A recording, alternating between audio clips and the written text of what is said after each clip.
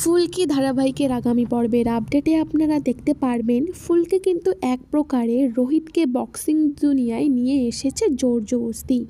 ফুলকি নিজের থেকেও রোহিতকে বেশি ভালোবেসে ফেলেছে, সে কারণেই কিন্তু রোহিতের মান সম্মান উঁচু করার চেষ্টা করছে ফুলকি।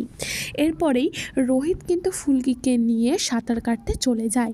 এদিকে যখন সুইমিং পুলে পৌঁছয় রোহিত আর ফুলকি, তখন কিন্তু ফুলকি রোহিতের দিকে তাকিয়ে স্বপ্নের দুনিয়ায় প্রায় ভেসেই চলে। স্বপ্নতে দেখতে পারে ফুলকি আর রোহিত রোম্যান্স করছে।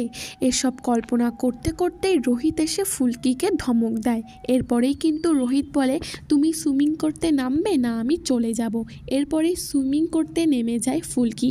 সাঁতার কাটতে কাটতেই কল্পনায় ভেসে যায় রোহিতকে নিয়ে। ঠিক সেই সময় কিন্তু রুদ্র সেখানে এসে পৌঁছয়, কায়দা করে রোহিতকে টেনে নিয়ে যায় অন্য জায়গায়। এরপরেই কিন্তু রোহিতের কানে হেডফোন গুঁজে দেয়।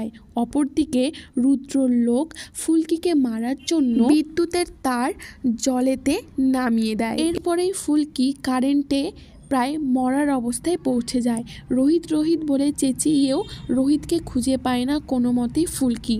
তাহলে কি রুদ্র প্ল্যানই সাকসেস হবে?